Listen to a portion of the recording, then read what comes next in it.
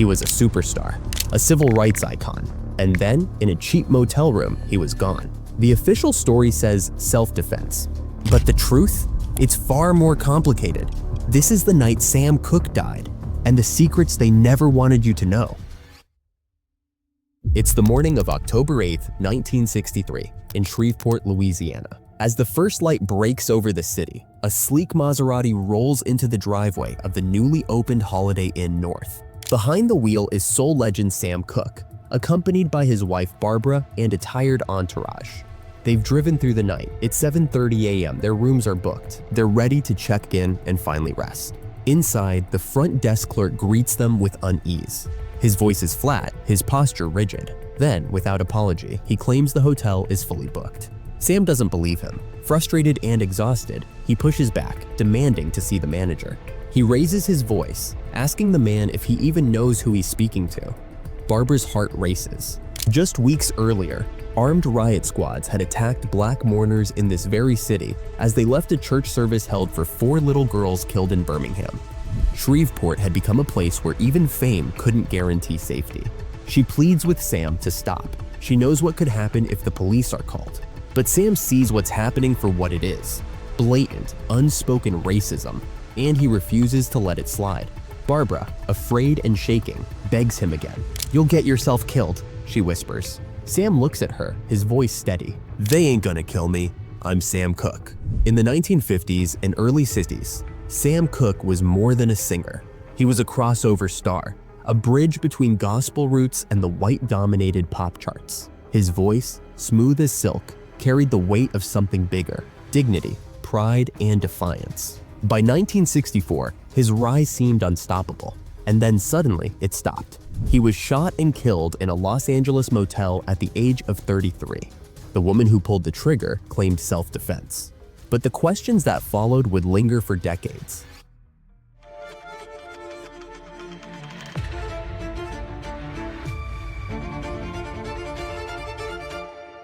This is Veil, and this is the story of Sam Cooke, the man, the voice, and the mystery surrounding the night he died. But to understand what happened, we have to go back to a quiet dinner, a chance encounter, and the brief connection that set the night in motion. So, it's December 10th, 1964 in Los Angeles. At Martini's Italian restaurant, the atmosphere is warm and lively. Among the crowd is a 22-year-old woman named Lisa Boyer, out for dinner with friends. She's Chinese-American, poised and soft-spoken. Across the room, a tall man with effortless charm is entertaining a booth full of friends and fans. Sam Cooke is in his element, smiling, laughing, cracking jokes. He knows the waitstaff. He owns the room. Moments later, he steps up to sing. Good news drifts through the restaurant, and as he sings, his eyes meet Lisa's across the room. She smiles from beneath her dark bangs. He nods, acknowledging the moment. After his set, a guitar player introduces them. Sam tells Lisa he's seen her around. He asks how her night's going. There's no stammering, no starstruck pause. Lisa replies calmly, like they've met before.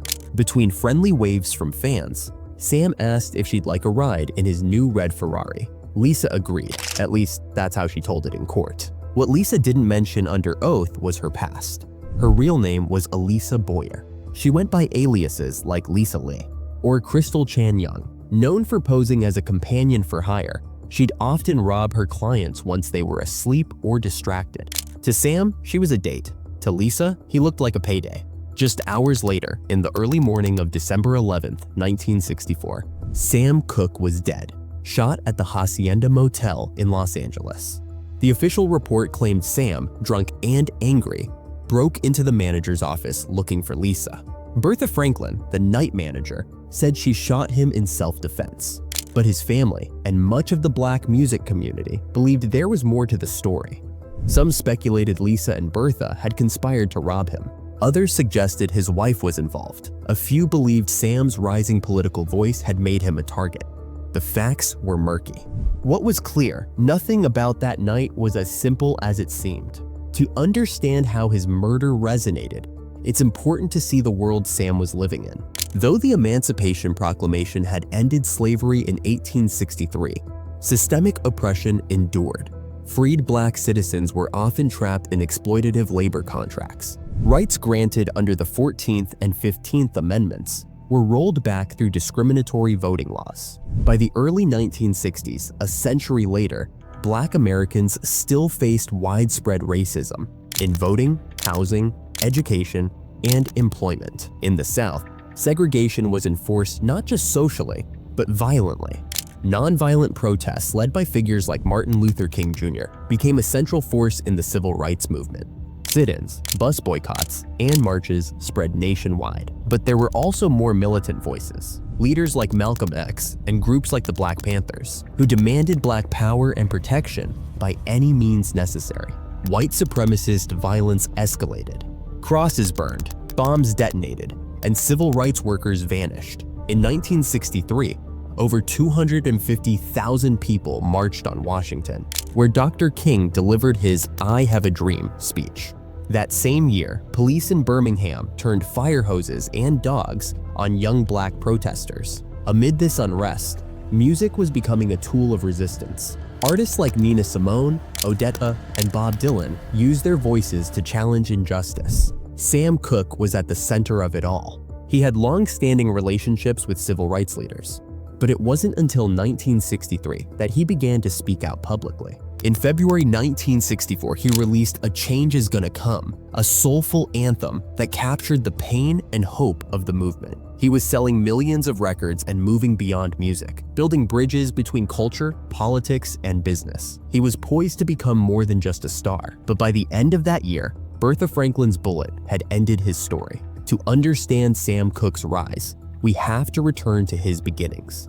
He was born in 1931 in Clarksdale, Mississippi, the fifth of 8 children to Reverend Charles Cooke and Annie Mae. Music ran through the household. His father, a Baptist minister, loved gospel and filled the home with records.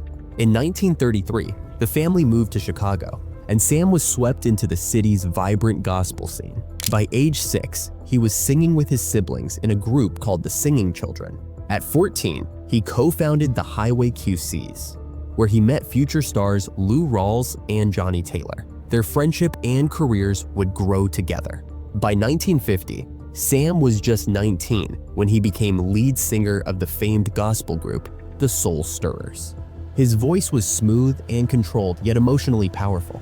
He quickly stood out, not just for his talent, but for his charisma and stage presence. But Sam's ambitions reached beyond gospel.